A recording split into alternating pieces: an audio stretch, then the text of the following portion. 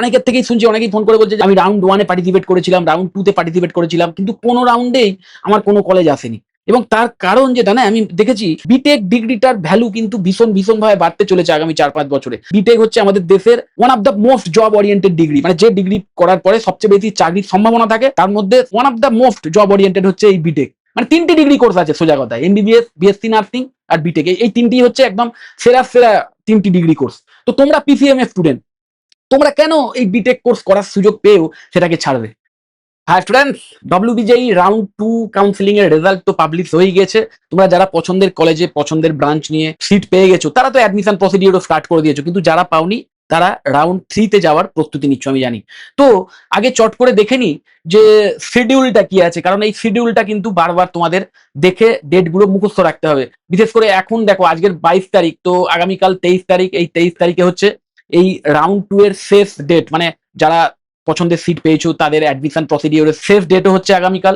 আবার যারা ES upgradation করতে চাইছো বা যারা ইএস আপগ্রেডেশন না করে চয়েস ফিলিং করার সুযোগ চাইছো তাদের জন্য কিন্তু আগামীকাল অবধি সময় আছে, কারণ আগামী 24শে জুলাই থেকে কিন্তু রাউন্ড 3 স্টার্ট হয়ে যাচ্ছে। রাউন্ড 3 এর যে রেজিস্ট্রেশন বা চয়েস ফিলিং সেই সমস্ত স্টার্ট হয়ে যাচ্ছে। তো অবশ্যই এই নোটিফিকেশন, এই ডেটগুলো সবসময়তেই মাথায় রাখবে। তারপরেই যেটা খুব ইম্পর্টেন্ট সেটা কি না, প্রতিটা কলেজেরই প্রতিটা ব্রাঞ্চের মানে ব্রাঞ্চ ওয়াইজ প্রতিটা কলেজের ওপেনিং র্যাঙ্ক আর ক্লোজিং র্যাঙ্ক এই রাউন্ড 2-তে কত গেছিল সেইটা কিন্তু অলরেডি পাবলিশড হয়ে গেছে। এবং তার জন্য এর আগের ভিডিওতে আমি তোমাদের দেখিয়েছিলাম, রাউন্ড 1 এর পরেই আমি দেখিয়েছিলাম।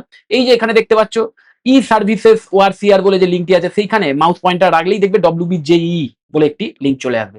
এবং এইখানে দেখতেই পাচ্ছ 2026-এর কাউন্সিলিং, সেই লিঙ্কে আমরা ভিজিট করব। তো দেখতেই পাচ্ছ এখানে রাউন্ড নাম্বারের ক্ষেত্রে অল রাউন্ড আছে বাই ডিফল্ট, আমরা এটাকে রাউন্ড 2-তে সিলেক্ট করব, কারণ রাউন্ড 2 এর কলেজ ওয়াইজ এবং ব্রাঞ্চ ওয়াইজ আমি ওপেনিং র্যাঙ্ক এবং ক্লোজিং র্যাঙ্ক দেখে নিতে চাই, কারণ এটাই হচ্ছে অফিসিয়াল কাট অফ। যত কলেজ আছে সেই সমস্ত কলেজের ব্রাঞ্চ ওয়াইজ যদি এখন ওপেনিং র্যাঙ্ক ক্লোজিং র্যাঙ্ক দেখানো শুরু করি তাহলে অনেক বড় ভিডিও হয়ে যাবে, তো সেটা তো সম্ভব নয়। তোমরা অবশ্যই এই লিঙ্কে ভিজিট করে দেখে নিও, এখানে লিঙ্ক দেওয়াই আছে। আমি চেষ্টা করবো আমার ভিডিওর ডেসক্রিপশন বক্সেও এই লিঙ্ক দিয়ে দেওয়ার। এটা দেখে নিলে তোমরা ওই কাট অফ রিলেটেড যে তোমাদের কৌতূহল থাকে সেটাও দূর হয়ে যাবে। তো আমি এই ভিডিওতে যাদবপুর ইউনিভার্সিটির সিএসসি যে ব্রাঞ্চ, আইটি যে ব্রাঞ্চ, এই দুটি ব্রাঞ্চ আমি জানি ভীষণভাবে হট ফেভারিট বা হট কেকের মতো থাকে। তো এই দুটি ব্রাঞ্চের রাউন্ড 2-তে কি টাইপের ওপেনিং র্যাঙ্ক এবং ক্লোজিং র্যাঙ্ক গেছিল সেটা আমরা দেখার চেষ্টা করবো। তো যাদবপুর ইউনিভার্সিটি চলে এসেছে, দেখতে পাচ্ছ অল প্রোগ্রামসের জায়গায় আমরা কম্পিউটার সায়েন্স অ্যান্ড ইঞ্জিনিয়ারিং এ চলে যাব। এবং দেখতেই পাচ্ছ সিএসসির রাউন্ড 2, সিএসসি রাউন্ড 2 যাদবপুর ইউনিভার্সিটিতে অল ইন্ডিয়া ওপেন যে ক্যাটাগরি, সেখানে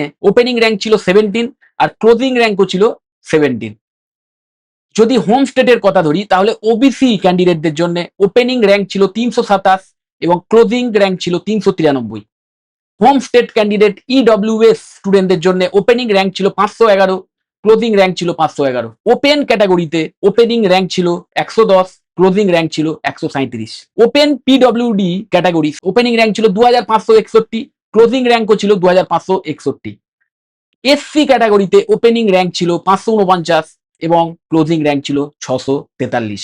এরপরে আমরা আইটি যে ব্রাঞ্চটি আছে সেটারও হিসেব একবার নিয়ে নেব। তো যাদবপুরের আইটি ব্রাঞ্চে অল ইন্ডিয়া কোটায় ওপেন ক্যাটাগরিতে ওপেনিং র্যাঙ্ক ছিল 141, ক্লোজিং র্যাঙ্ক ছিল 151। দেন তারপরে প্রত্যেকটাই হোম স্টেট কোটা, তো আলাদা করে আমি কোটার কথা বলছি না, দেখতেই পাচ্ছ তোমরা। ক্যাটাগরি ওয়াইজ যদি দেখি তাহলে ওবিসি ক্যাটাগরির ক্ষেত্রে ওপেনিং র্যাঙ্ক ছিল 636 এবং ক্লোজিং র্যাঙ্ক ছিল 684। ইডব্লিউএফ স্টুডেন্টদের ক্ষেত্রে ওপেনিং র্যাঙ্ক ছিল 847 এবং ক্লোজিং র্যাঙ্ক ছিল 1043। ওপেন ক্যাটাগরিতে ওপেনিং র্যাঙ্ক ছিল 161 এবং ক্লোজিং র্যাঙ্ক ছিল 297। এসসি ক্যাটাগরিতে ওপেনিং র্যাঙ্ক ছিল 657, ক্লোজিং র্যাঙ্ক ছিল 1524। এইভাবে তোমরা কিন্তু যাদবপুর ইউনিভার্সিটির অন্যান্য যত ব্রাঞ্চ আছে, এই যাদবপুর ইউনিভার্সিটি যদি তুমি এখানে প্রোগ্রামসের জায়গায় অল প্রোগ্রাম করে দাও তাহলেই কিন্তু যাদবপুর ইউনিভার্সিটির বাকি যত ব্রাঞ্চ আছে সেই সমস্ত ব্রাঞ্চ ওয়াইজ ওপেনিং র্যাঙ্ক কত ছিল রাউন্ড 2-তে এবং ক্লোজিং র্যাঙ্ক কত ছিল সেই দুটি দেখে নিতে পারবে। এবং এটাই হচ্ছে এক্সাক্ট অফিসিয়াল কাট অফ। দেখতেই পাচ্ছ আমি যেই অল প্রোগ্রাম করে দিলাম, বাকি যত কোর্সেস যাদবপুর ইউনিভার্সিটি অফার করে দেখতেই পাচ্ছ সিভিল ইঞ্জিনিয়ারিং এর ক্ষেত্রে চলে এসছে, ইলেকট্রিক্যাল ইঞ্জিনিয়ারিং এর ক্ষেত্রে চলে এসছে। এইভাবে 1 2 3 4 5 থেকে 10 নম্বর পেজ অবধি আছে। প্রতিটা বিটেক ব্রাঞ্চেরই যে ওপেনিং র্যাঙ্ক এবং ক্লোজিং র্যাঙ্ক কত ছিল সেটা তোমরা দেখে নিতে পারবে। তো এইভাবেই বাদ বাকি যত ইউনিভার্সিটি বা কলেজেস আছে সেই সমস্ত কলেজের ব্রাঞ্চ ওয়াইজ ওপেনিং র্যাঙ্ক আর ক্লোজিং র্যাঙ্ক কত ছিল রাউন্ড 2-তে সেটা তোমরা দেখে নিতে পারবে। ওই কাট অফ রিলেটেড যে কৌতূহলটা তোমাদের থাকে সেইটা দূর করার জন্য কোনো থার্ড পার্টি ওয়েবসাইট বা অন্য কারোর উপর ডিপেন্ড করার দরকার নেই। তোমরা এইখান থেকেই একদম চোখে দেখে নিতে পারবে যে রাউন্ড 2-তে কাট অফ কত গেছিল।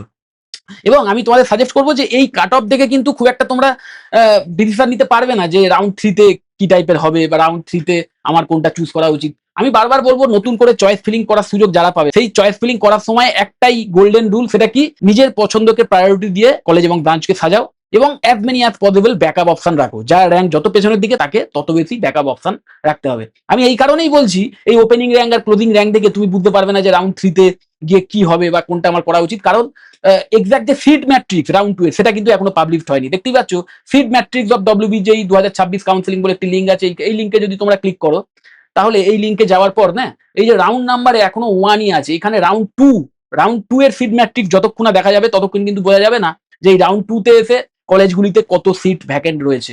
তো সেই ব্যাপারটা কিন্তু এখনো জানা যাচ্ছে না অফিসিয়ালি, কারণ সেই রিলেটেড কোনো ইনফরমেশন এখনো শেয়ার করেনি অফিসিয়ালি। ওকে, তো ওই যেটা বলছিলাম, যদি চয়েস ফিলিং করার সুযোগ পাও রাউন্ড 3 তে, তাহলে নিজের পছন্দকে প্রায়োরিটি দিয়েই তোমরা কিন্তু চয়েস ফিলিং করবে। কারোর কথা শোনার দরকার নেই বা কোনো প্রেডিকশনের দরকার নেই।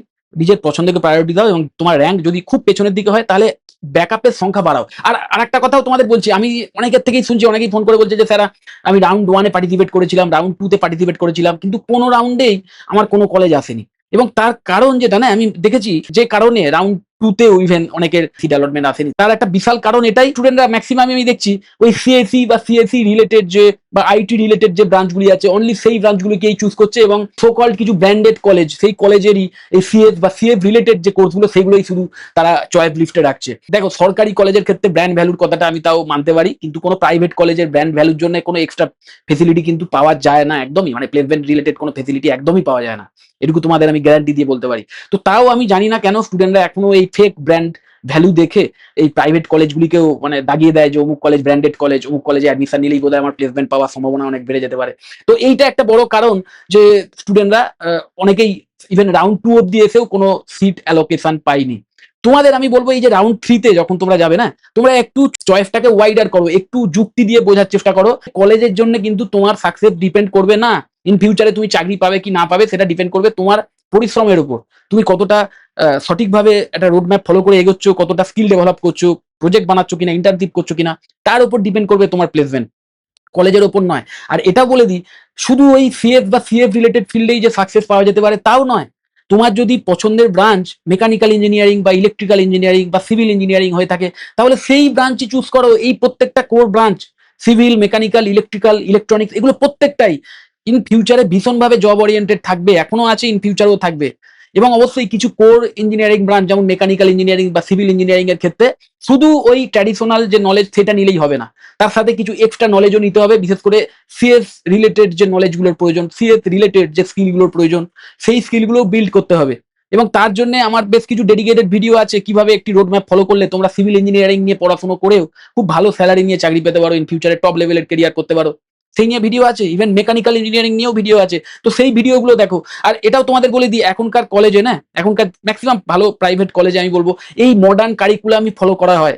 মেকানিক্যাল ইঞ্জিনিয়ারিং এর যে কারিকুলাম, সেই কারিকুলামে যে মডার্ন আইটি নলেজগুলোর প্রয়োজন একজন স্টুডেন্টের, বা যে মডার্ন আইটি বেসড স্কিলগুলোর প্রয়োজন একজন স্টুডেন্টের, সেইগুলোও শেখানো হয়। সেইগুলোও যাতে সে বিল্ড করতে পারে, সেই রিলেটেড এনভায়রনমেন্ট ক্রিয়েট করা হয়, সেইভাবে ট্রেনিং দেওয়ার ব্যবস্থা করা হয়। আর এটাও তোমাদের বলে দিই যে প্রাইভেট কলেজে নিশ্চয়ই জানো যে ফিসটা অনেকটাই বেশি হয় সরকারি কলেজের তুলনায়, কিন্তু এই সিভিল বা মেকানিক্যাল এর ক্ষেত্রে তোমাদের যে ফিস, এই টোটাল ফিসও অনেকটাই কম হয়ে যায়। ইভেন উইদিন 3 লাখ তোমরা প্রাইভেট কলেজ থেকে এই বিটেক করার সুযোগ পাবে যদি সিভিল বা মেকানিক্যালের মতো কোর্স নাও।